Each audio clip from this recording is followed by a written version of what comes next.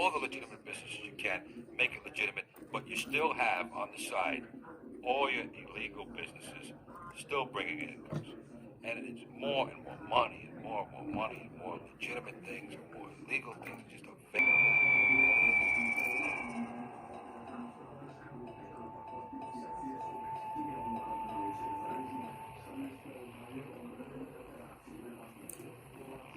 America's underworld is a mirror image of American business. In the heart of capitalism, the mafia is also a capitalist organization. Like the big banking corporations, the crime families lend out money to get rich. From its earliest days in America's Little Italy, the mafia has been a money-lending institution. Immigrants to the New World have always needed money to get started. The mafia is ready to lend, but only at an extortionate price. The money it lends is criminal money, the billion-dollar profits of its nationwide rackets, like narcotics, worth $50 billion a year on the streets of America. Pornography, the film Deep Throat, financed and distributed by the mafia and its associates, has earned $100 million. Big City Vice earns millions more. And prostitution. All the illegal goods and services the public demands, the mafia supplies. In poor neighborhoods like this, the mafia makes even more money by lending out its criminal profits at high rates of interest.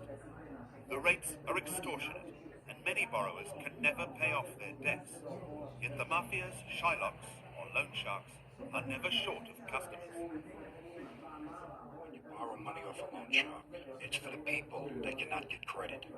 It's for people that can't go to a bank. It's for people that need ready cash. No matter where you go in this country, there's loan sharks. To get into them, you have to know somebody. Somebody off the streets cannot walk up to a loan shark and borrow $200 or $300. Somebody in the beginning would have to recommend you. That recommendation you could do without. For mafia loan sharks, holding court in their social clubs and bars, do not behave like normal bank managers. A borrower has to pay interest on his loan every week. If he defaults, he's in bad trouble. An individual fell behind on his loan. But instead of coming the first week and saying, Joe, I don't have the money, give me another week, he didn't do that in your face.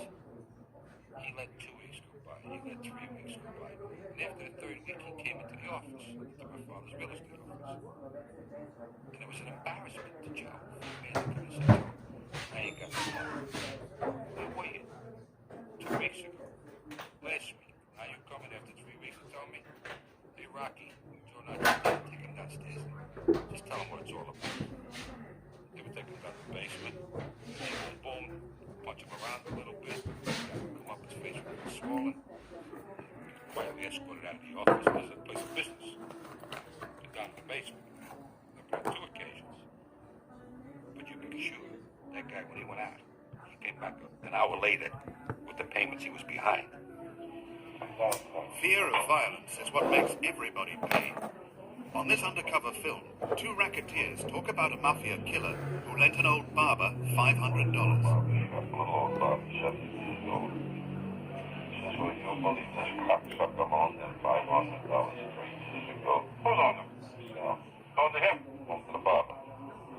3 years ago. 3 years ago. No, the Italian barber. 70 years old. Yeah, what do you want, to beat him up for 500? For 3 years, he was getting $50 a week. I don't believe it. 70 years old. All right? And what the old man tried to do? I don't want to. Actually, you gotta get nasty, right? You should have killed him. He always had a nasty attitude. You believe that? I can't believe it. 3 years. 3 years. How much money is that? That's $2,600 a year on a $500 $500 loan. from an old man standing and working as a barber. In 3 years, the barber had paid a total of $8,000 on a $500 loan. Another loan shark victim faced violence from the mob when he fell behind on his payments. I just didn't have the money. So Christmas Eve, I got one message from them in the form of a smashed windshield on my car. Then I decided to go underground again. And this time, they stuck out my house for a period of, I don't know, months. The three of them used to sit in my house every night, waiting for me to come back. They had planned to do some nice things to me. My wife used to work at night. She was a barmaid. And when she'd come home at nights, sometimes 3, 4 o'clock in the morning, these guys would be sitting in the house drinking her liquor and telling her what they were going to make me do if they ever caught me. Well, needless to say, they never did.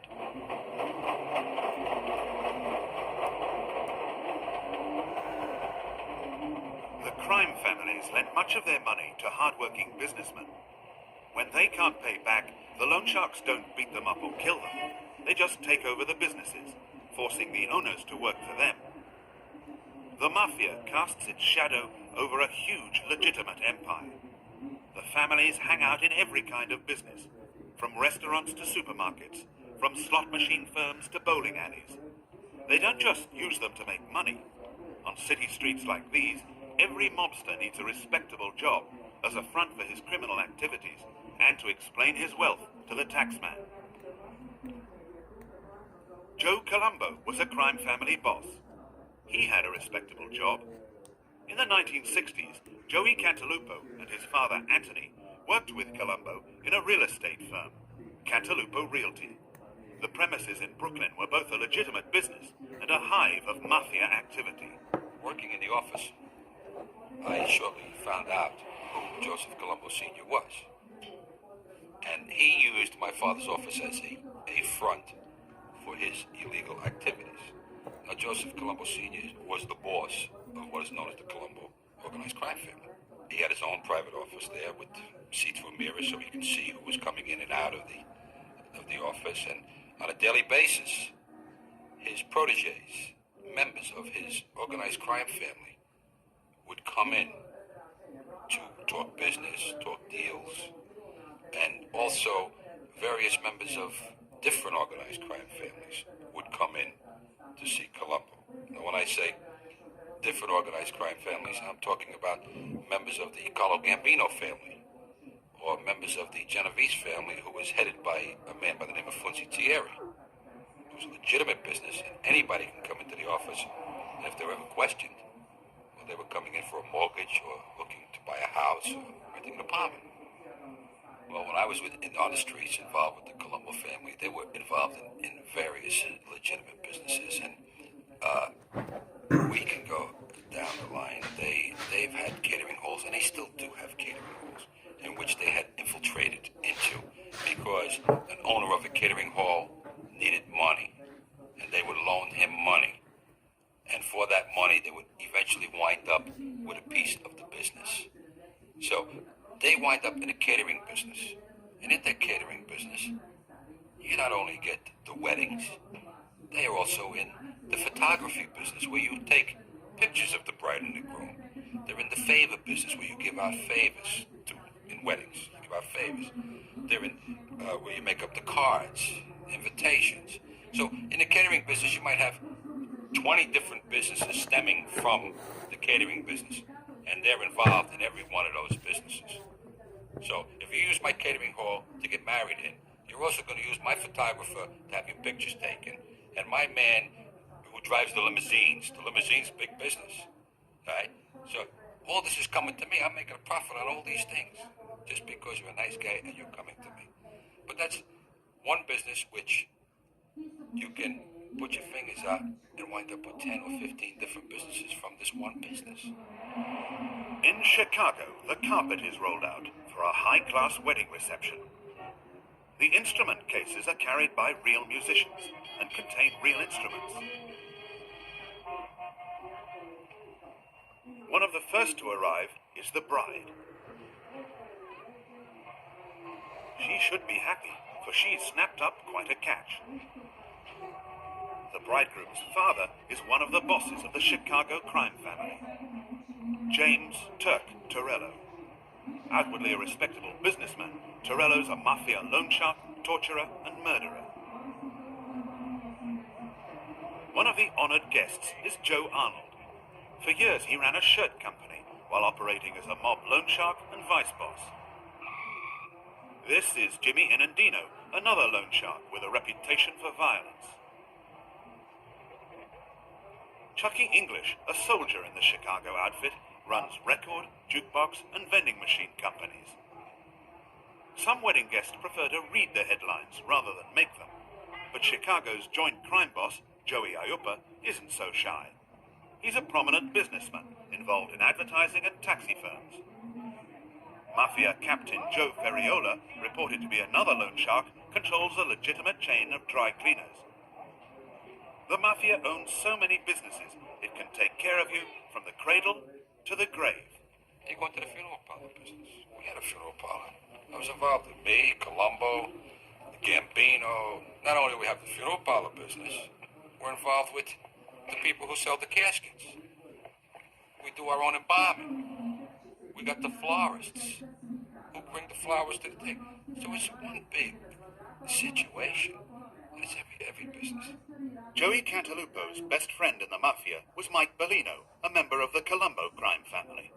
Mike Bellino and the Persicos invested X amount of dollars with a baker, which is a very good bakery. They make a lot of money. And Mike Bellino, for the investment, even though they're still paying it, is on the books of your baker. So once a week, Mike Bellino would go to your baker and put on a smock, throw a little flour on him, like he was getting dirty, so he didn't have to feel bad when he's collecting his check every week to show a legitimate income. So it's just one of those many phases where these people have to show a tremendous amount of income. The present head of the Gambino crime family, Paul Castellano, is alleged to have been New York's biggest meat wholesaler for 30 years. They have what they call independent meat markets, which is just a branch of Castellano's. Castellano goes and he has all these meat markets, and they have a place called Rambar.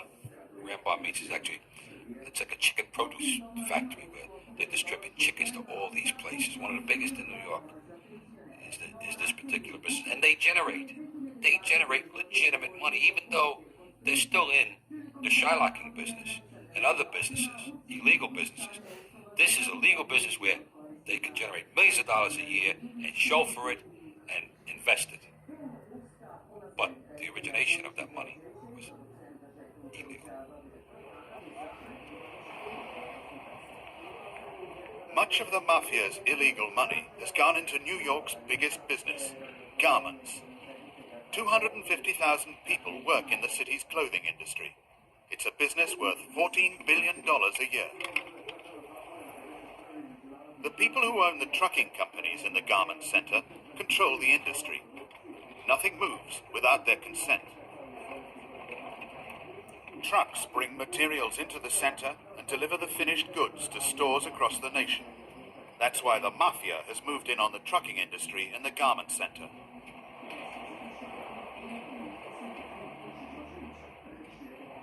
The garment industry in New York is primarily run today by the Italian organized crime families in New York.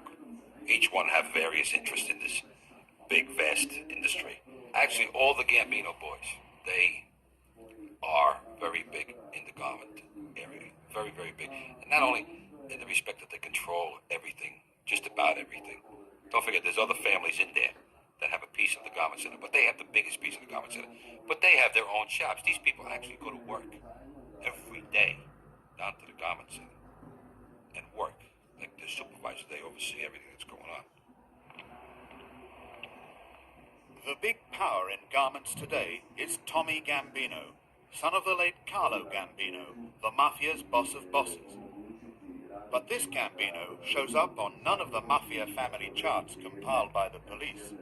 He claims he's a legitimate businessman.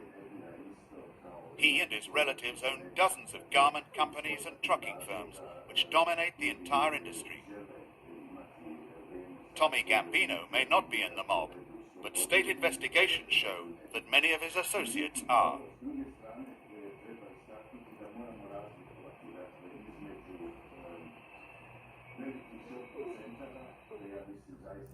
These fashion models and designers have little idea that whenever Americans buy clothes labeled Made in New York, they may be paying money to organized crime. Of course, Tommy Gambino, who is the son of Carlo Gambino in the garment district, would protest that he is no member of organized crime. Well, he's the son of Carlo Gambino, and he did not get established there on his own. He was established through his father and through his father's underlings. And the association just doesn't stop because Carlo died. The structure is there. These people are involved in that area through several decades, of infiltration. And of course, their roots are there now, and maybe there are some people would say, well, we're just legitimate businessmen. However, that organized crime backing doesn't instill fear on their competitors.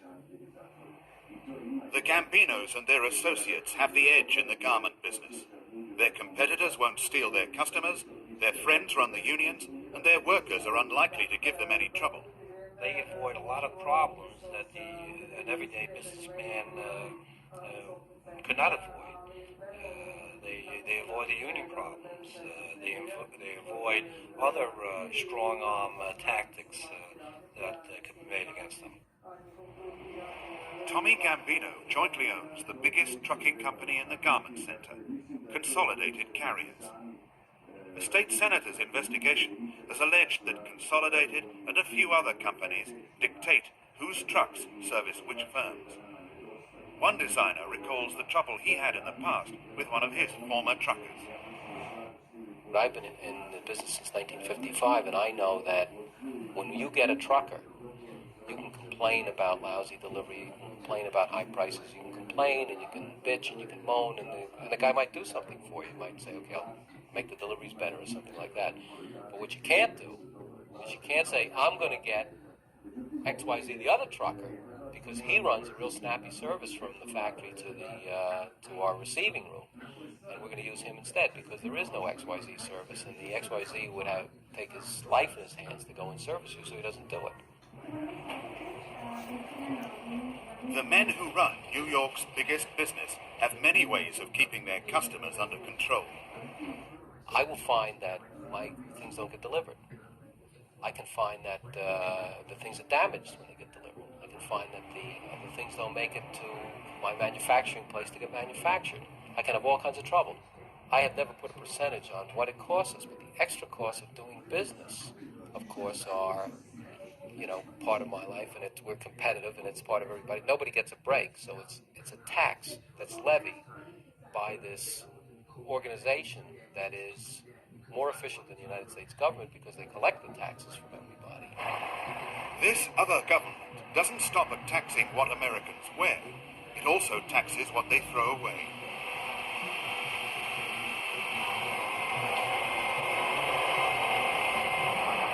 In the throwaway society, rubbish collection and dumping is big business, worth $120 million in New York City alone. According to police sources, much of the garbage industry in New York and New Jersey is controlled by clubs of trucking company owners. The clubs fix prices and decide who gets which contracts. They are really nothing more than mafia fronts. Where there's muck, there's money. And where there's money, there's the mob. When people are told the mafia monopolizes the garbage business in their neighborhood, some respond with fear, few with surprise. That's been going on for years. This isn't something new. It's just discovered something that's been in existence for 25 to 35 years. Everybody knows that. I don't know. But I wish it wasn't by the mafia. That's all I can say. Why is that? Why? Because they're a gangster organization. Well, as long as they keep it clean, that's all I can say. I definitely don't think it's picked up by the mafia. Why not? Huh? I don't think the mafia has anything to do with it. Wouldn't you bet? I mean, truthfully, wouldn't you bet? You want to live, right? So you live. And so mind your own business, that's all. In 1977, the FBI learned that garbage collection in New York's Bronx was monopolized by a company called P&S Sanitation. It was so powerful that no other firms dared compete with it. But P&S did get competition when the FBI set up its own garbage firm and touted for business from dozens of captive P&S customers. Operating from this building, FBI men proved P&S used violence to shut out its rivals. The firm's two bosses, seen here on either side of their lawyer, belonged to the Gambino crime family. Both were jailed for extortion. According to testimony before Congress, New Jersey's garbage industry is also run by the mafia, as one outsider found out when he tried to compete. How does it work? I mean, do you have to pay people off to get work, or do you have to be friends with certain people? Well, you pay dues to the association, and it was like a select few in there that were more or less organized. How would you describe those select few? Circle of friends. Mafia companies have been shown to control the garbage collection for millions of New Jersey citizens and thousands of businesses. By wiping out all competition, they can grossly inflate their prices. Even the dump sites are owned by the mob. Now, if you're a private business and you want your garbage taken away, what choice do you have over who takes away your garbage? Look who's picking up the stop next to you, and look who's picking up the one on the other side, and call the same guy, because that's who you're going to get. Even if his service isn't any good? Right. Even if he charges too much? Correct. Guy came to me and he said, your garbage, it was my first day in business, he says, your garbage will be $275 a month. I said, how do you know? He said, I can tell. He says, well, how can you tell? I haven't thrown out a paper yet. He says, I can tell by the kind of business this is, it'll be $275. So I said, well, what if I don't want to pay you $275? What if I'm not interested in you taking out the garbage? So the guy said, well, you can take it out yourself. So I said, what if I want to call another garbage guy? And this guy said, try it. How does the mafia manage to shut out competition in the garbage industry? Fear. Fear of what? Oh, truck burnings, lead poisoning. I've been to three murders in the state in recent years. All to do with the garbage industry. I don't think it had anything to do with the way they were combing their hair.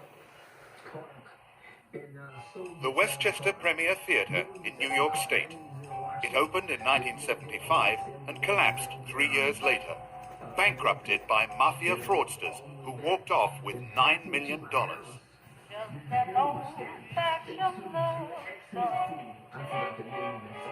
Coming down to Port Harmony. Rehearsals with Lena Horne and the comedian Alan King. The idea of the theatre was that New York suburbanites would pay top prices to see top performers who could normally only be seen at big city venues or in Las Vegas casinos.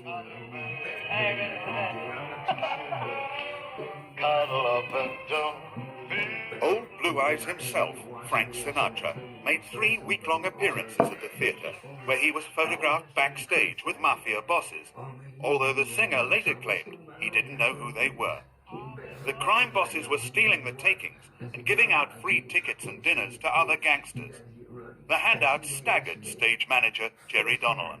Well, in terms of things that were comped, tickets, dinners, drinks, whatever, there's always a practice of comping in any theater to a small degree to people who've done things for you legitimately, vendors and whatnot who you owe favors, people whose friendship you want to curry for one reason or another.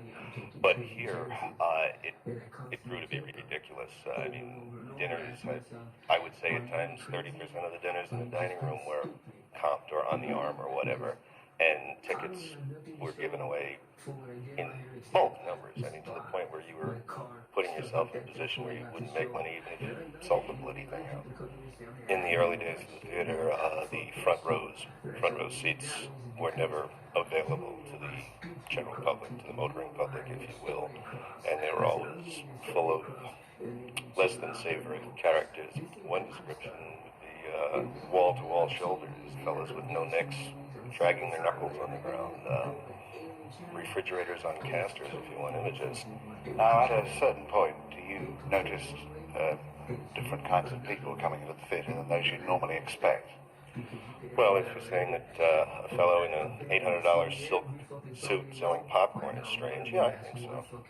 There are types like that, and it seemed very obvious to me that the element that was doing some of the jobs in and about the theater was not from your best finishing school. Let me put it that way.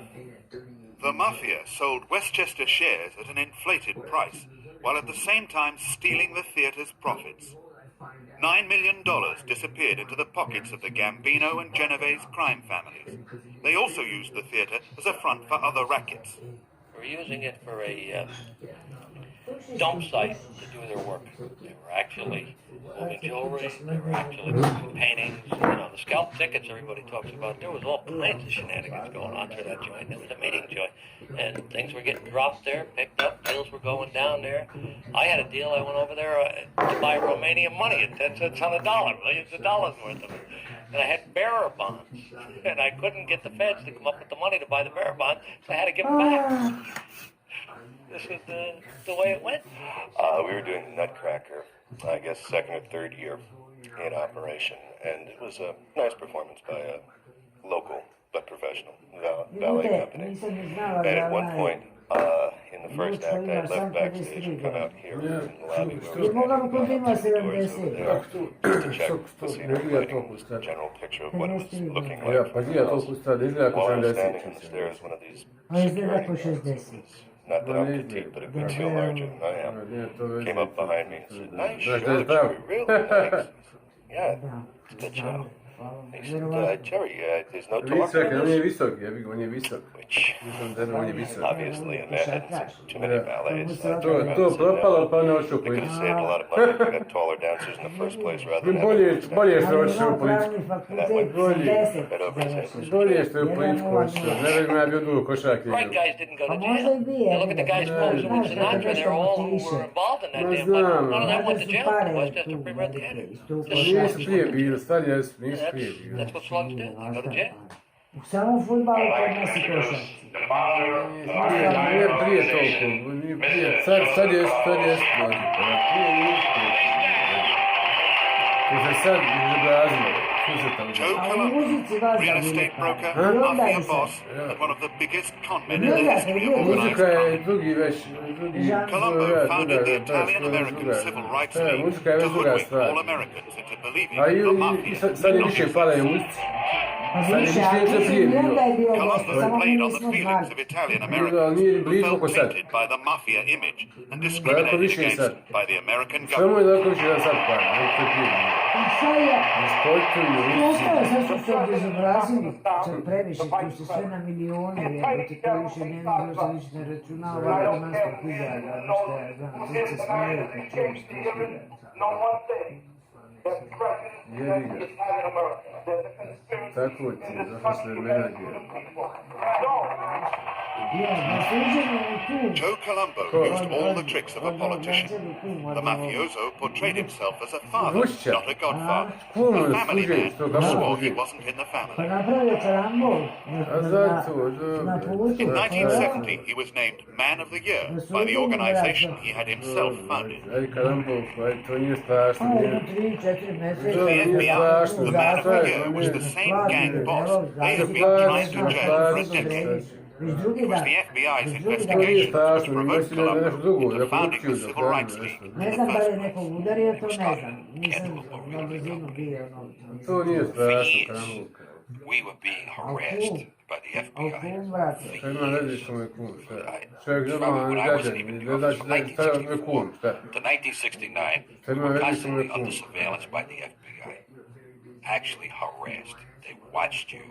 They walked in front of the office. They took your pictures. They followed you everywhere you went. A constant harassment, which was hard for a man like Colombo to conduct his business, his illegal business, out of the office or anywhere, because all his mobster friends would be coming into the office. They'd be taking pictures of him.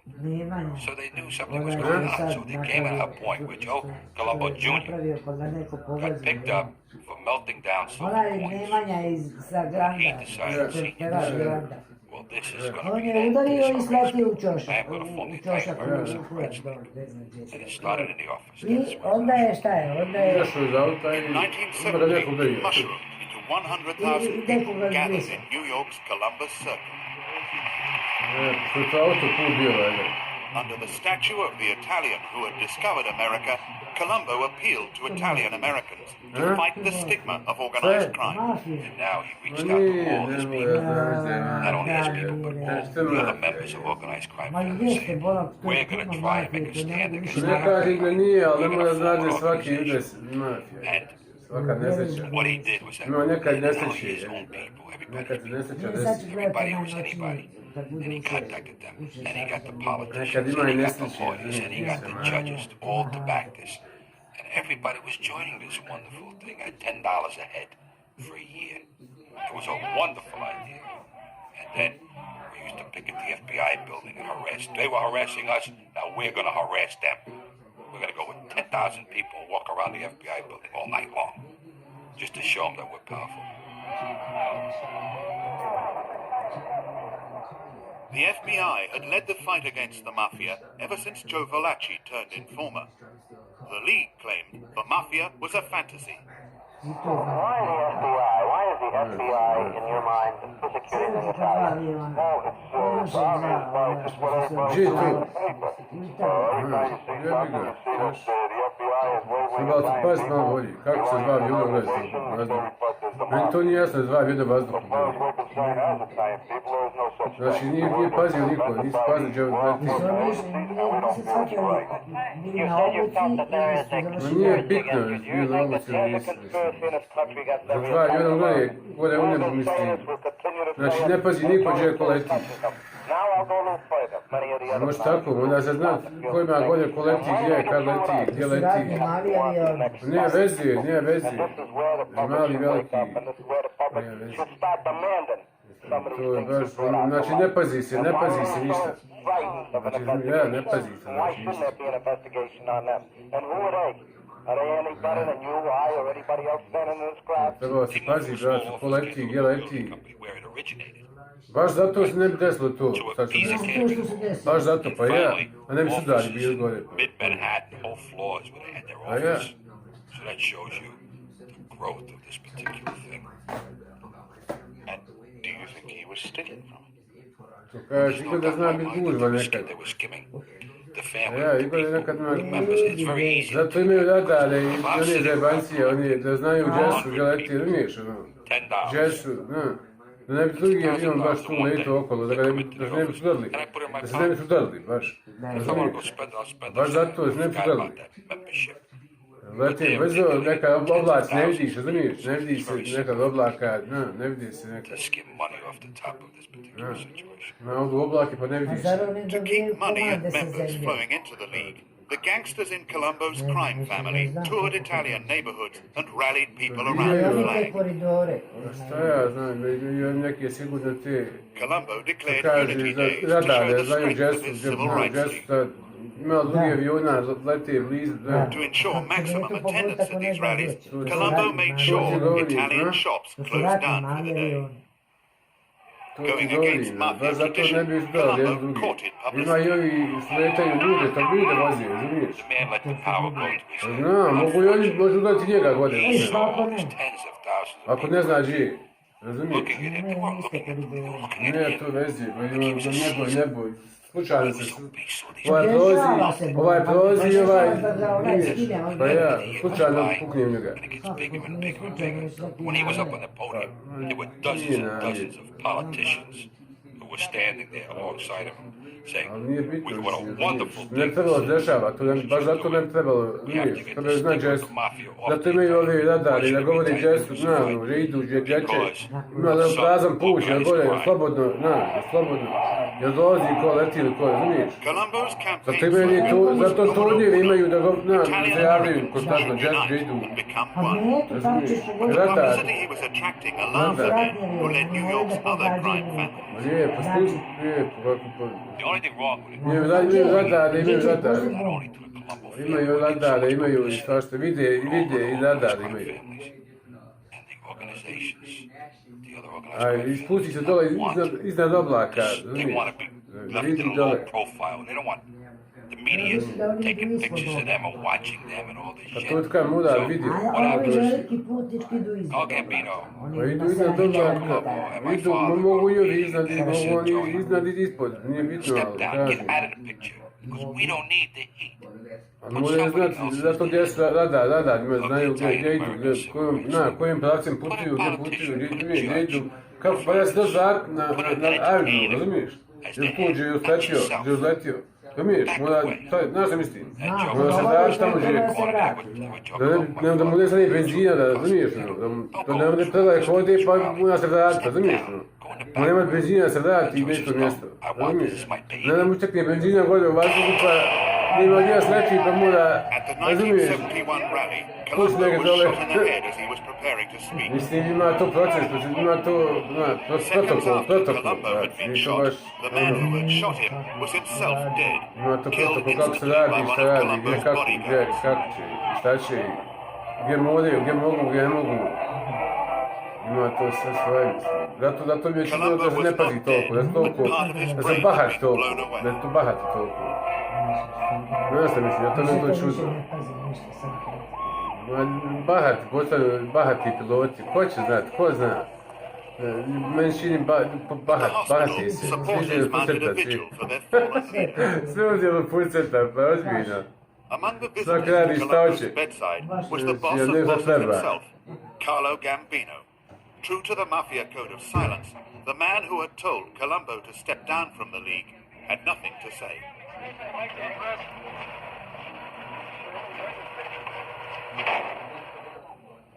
Colombo survived for 7 years, but never recovered. He died in 1978 when he was given a spectacular funeral in the grand old mafia tradition. The Civil Rights League, which Joe Colombo had founded, was dead too. A cruel fraud on the Italian-American people.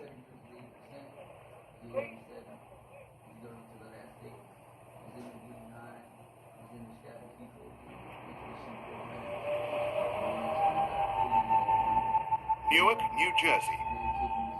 Most of its inhabitants are black and Hispanic, suffering from the highest levels of unemployment and poverty in the USA.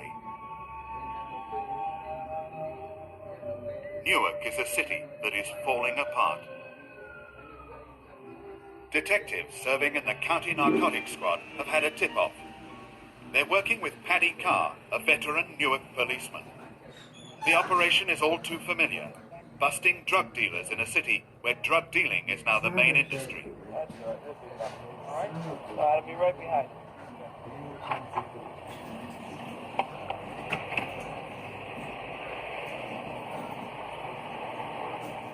Thousands of people are arrested in Newark every year on drugs charges.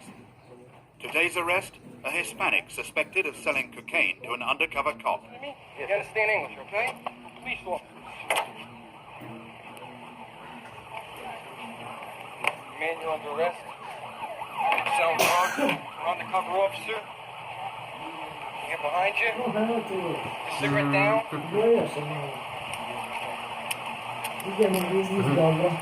Hands together. What are you doing here, my man? What are you doing here? I was fixing my pen over here. What was picking your friend up? Show the other. Stand up. Mike, get him in the car.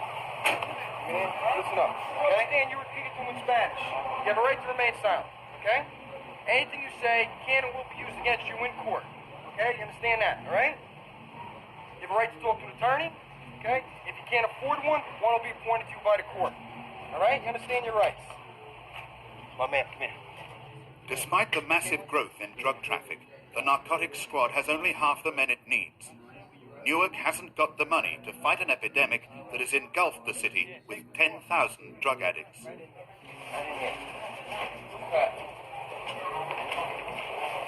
I'm gonna tell you something fucking now.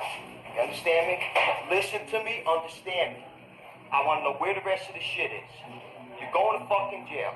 Tell me where the shit is now, and I'll cut your play. If not, I'm gonna put you in fucking jail for next week. You're gonna spend in jail. You understand me?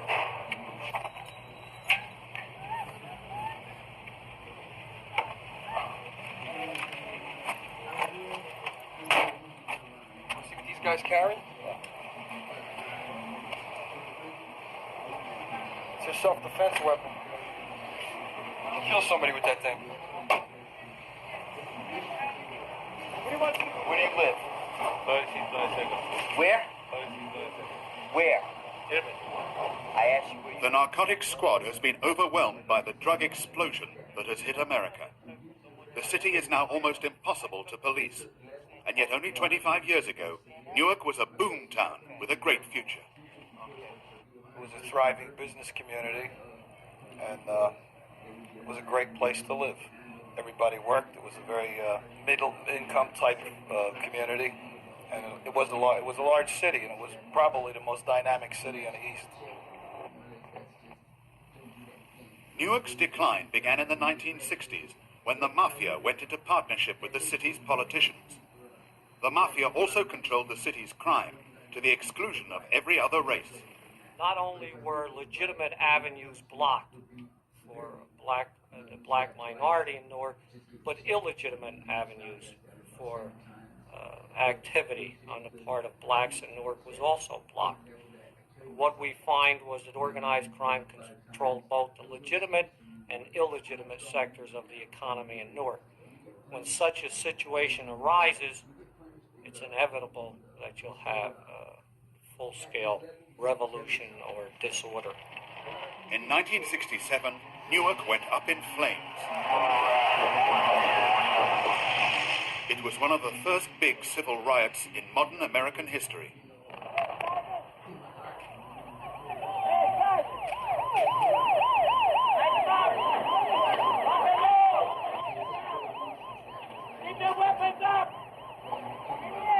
The National Guard and the rioters battled it out on the streets for 4 days. 26 people were killed and 1,000 were injured.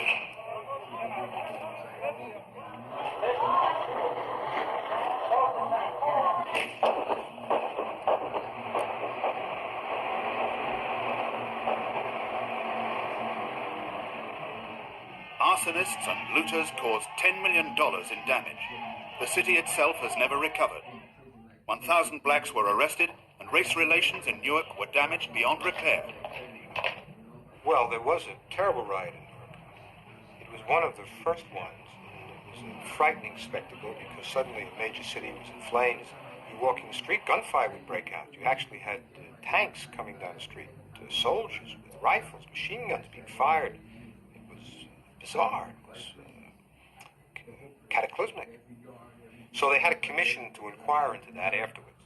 I think it was called the Lilly Commission. The president of AT&T, I think Bob Lilly, headed it. And they made a finding that one of the primary reasons for the riots was, and I think I'm quoting, but it's a long time ago, it was a pervasive feeling of corruption. Another quote, that everything in City Hall had a price tag on it. The man who wrote out that price tag was Hugh Adonisio, the mayor of Newark. Adonisio was elected mayor in 1962.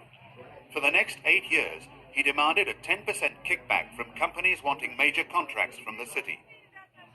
Adonisio's master was the local mafia boss, Ruggiero Boiardo, an old-time capo in the Genovese crime family with a murderous reputation. The mayor denied he was the mafia's puppet. It's been said that you are not really the mayor of Newark, that, as you know, and that Boiardo is actually the mayor. What about it? Well, of course, I disagree very strongly with that. I was the one that was elected. I've been conducting the business of the city of Newark for 8 years. I think that's just somebody who speaks and doesn't know what he's talking about. Well, the implication is that you take your orders, you get your orders from Boiardo. That's absolutely false. There's no iota of truth to it. You going to continue to fight this charge against you, Mr. Mayor? Positively. There's no question about it. I'm going to fight because I'm innocent. Everybody said that corruption was a, quote, way of life, that you couldn't work unless you paid back 10%. Okay.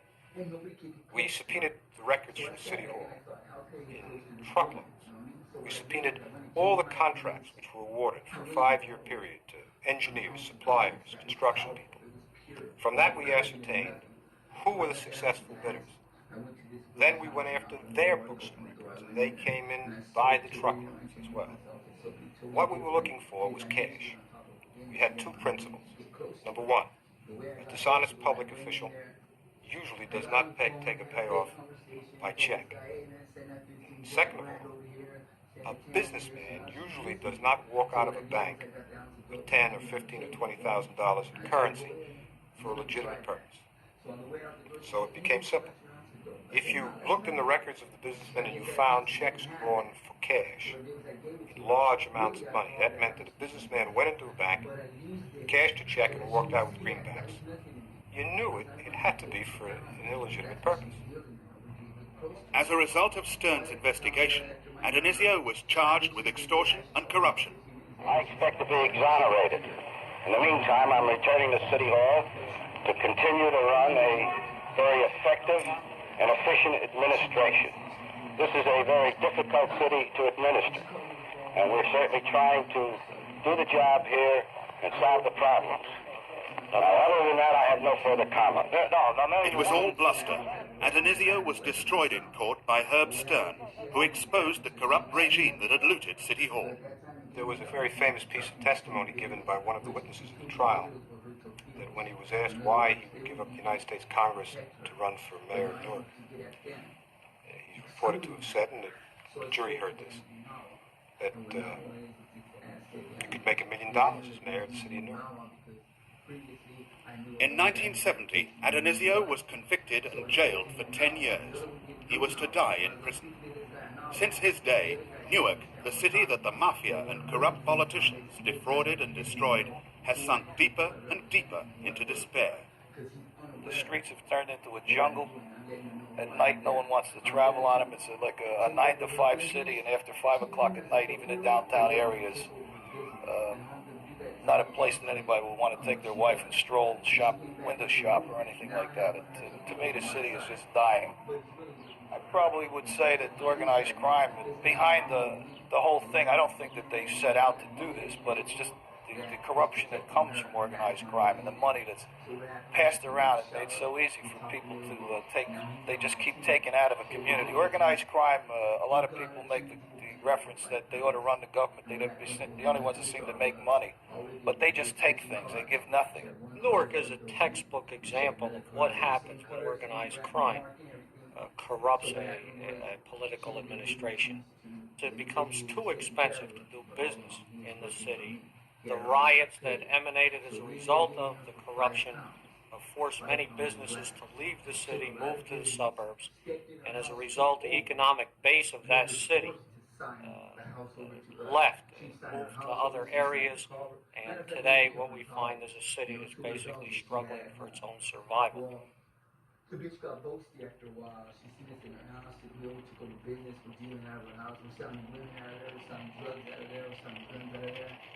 One day she comes back.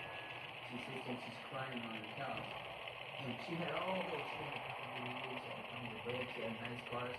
Now she's paid all the way down to zero. And the reason why we got this problem is the simple fact that she worked 10 years alone on just saying that she